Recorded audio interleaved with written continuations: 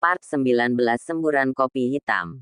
Selepas makan malam yang nikmat, Dirga memilih duduk di ruang televisi dengan sebuah laptop di pangkuannya. Akhir-akhir ini ada banyak pekerjaan yang tertunda sehingga ia harus melanjutkan pekerjaan di rumah. Kini, ia sedang membalas beberapa email yang dikirim Jeff dan sekretarisnya. Sementara Alika duduk di sisinya sambil memainkan ponsel. Ia harus lebih mengawasi Dirga saat sedang di rumah dan tak memberi celah sedikit pun bagi Lula untuk bisa mendekati suaminya. Kening Dirga tampak berkerut saat mendapati Lula melintas di depannya dengan menyeret sebuah koper. "Lula, kamu mau bawa kopernya kemana?" Lula membalikkan tubuhnya seketika, menatap Dirga.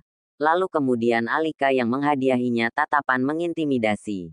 "Aku mau ke kamar belakang." "Mas," jawab Lula santai. "Loh, untuk apa kamu bawa koper ke kamar belakang? Bukannya kamu akan tidur di kamar Zaf?" Mendengar ucapan suaminya, Alika pun menyela dengan cepat. "Aku tidak setuju dia tidur di kamar Zaf. Karena itu aku suruh dia pindah ke kamar belakang. Kamar Zaf tepat di samping kamar kita dan aku tidak mau berdekatan dengan dia." "Tapi Al," Dirga baru membuka mulut. Tetapi Alika sudah memotong lebih dulu.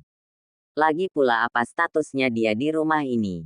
Dia hanya ibu susu sekaligus pengasuh bagi Zaf." Dirga hanya dapat menggelengkan kepala mendengar ucapan sinis istrinya itu.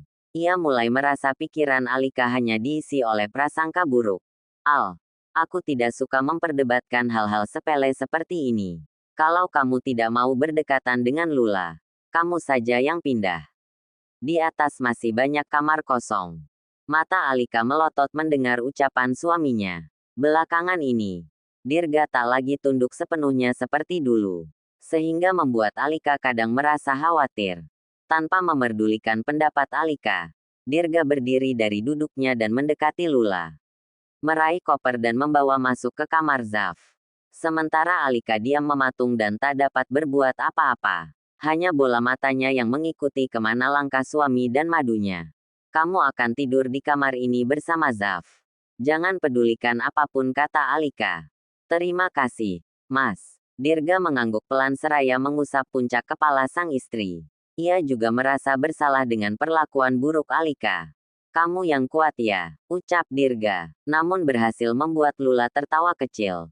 Sehingga Dirga terheran dibuatnya. "Kamu kenapa ketawa? Seharusnya itu dia loh aku."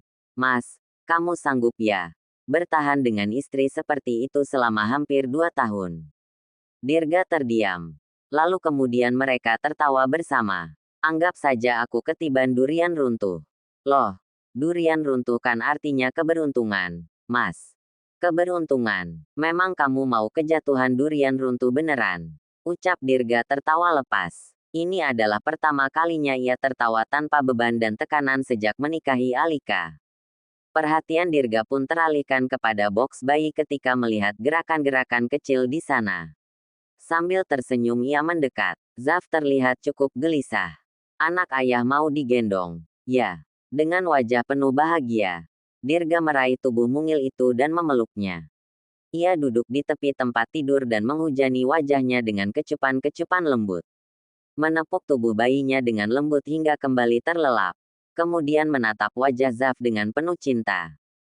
Setidaknya kini ada Zaf yang seolah memberinya kekuatan. Lucunya anak ayah." Ia membelai wajah bayinya dengan lembut. "Mas, kamu keluar dulu. Aku mau ganti baju." "Oh, ya sudah. Aku bawa Zaf keluar dulu." "Ya." Lula mengangguk. Dirga pun menggendong Zaf keluar dan kembali duduk di kursi.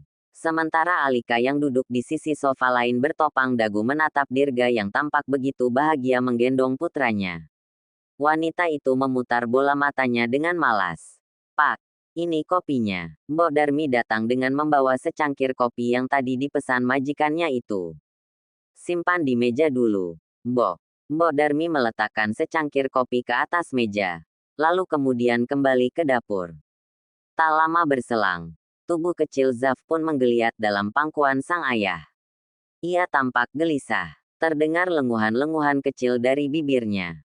"Kamu kenapa, Nak? Lapar ya? Mau sama Bunda?" Dirga lagi-lagi menciumi pipi putranya. "Sebentar ya."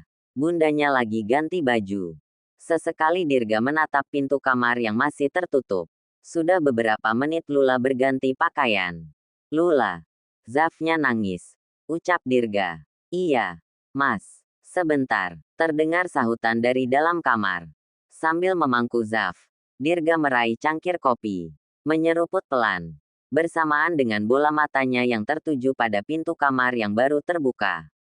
Lula keluar dari sana dengan pakaian yang sangat minim yang memamerkan belahan dada dan juga paha mulusnya. Mata Dirga melotot. Ia seketika tersedak kopi hitam yang baru akan melewati kerongkongannya, sehingga menyembur keluar dan memenuhi wajah Alika. DIRGAAAA. Maaf, Al. Dirga meraih tisu dan mengusap bibirnya sendiri. Kamu sengaja ya menyembur aku dengan kopi hitam. Pekik Alika dengan kesal. Mana aku sengaja, Al.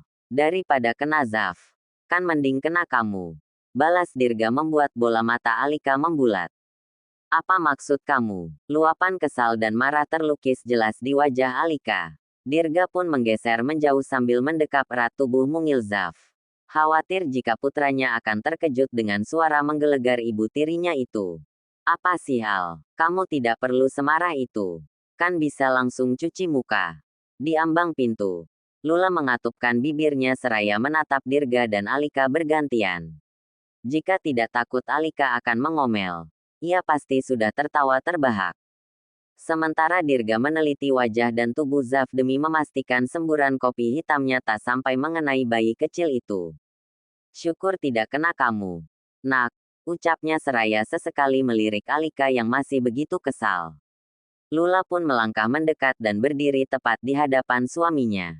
Sini Zaf sama aku, Mas. Lula membungkukkan tubuhnya untuk mengambil Zaf dari pangkuan Dirga, sehingga pakaian mini yang ia gunakan tersibak dan semakin menunjukkan belahan dadanya yang padat berisi. Dek, dek, dek, bagai genderang yang ditabuh dengan kencang. Seperti itulah irama jantung Dirga. Dua buah bukit kembar itu membuat pandangannya terpaku bahkan begitu sulit baginya untuk mengedipkan kelopak matanya. Seolah ia ingin tenggelam di sana saja. Tak tahan rasanya Alika melihat ekspresi wajah suaminya itu, yang seolah begitu terpikat dengan pesona Lula. Alika bangkit dari duduknya, melotot marah dengan wajah yang masih menghitam di beberapa bagian akibat semburan kopi. Kamu sengaja kan menggunakan pakaian terbuka seperti itu untuk merayu Dirga. Pekik Alika menunjuk-nunjuk Lula. Membuat Lula menaikkan kedua alisnya dan menatap Dirga. Apa kamu tergoda, Mas? Tak tahu harus menjawab apa. Dirga hanya mampu terdiam. Seraya melirik Lula dan Alika bergantian. Bagaimana dirinya tidak tergoda?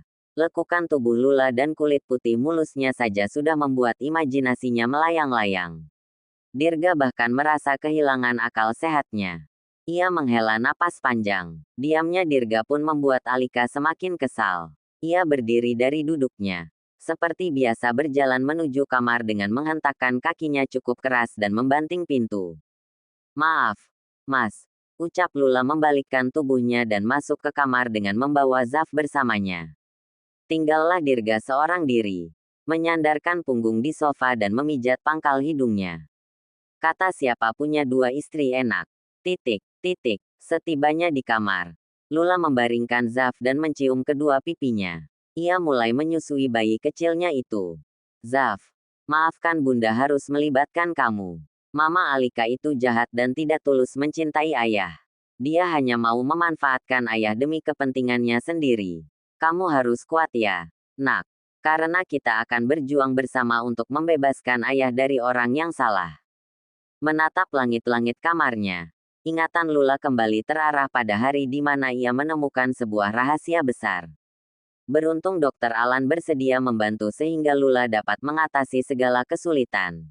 Terlebih, kegilaannya hari ini menggunakan pakaian kurang bahan adalah karena saran dari istri Dr. Alan dan didukung penuh oleh Mama Diana.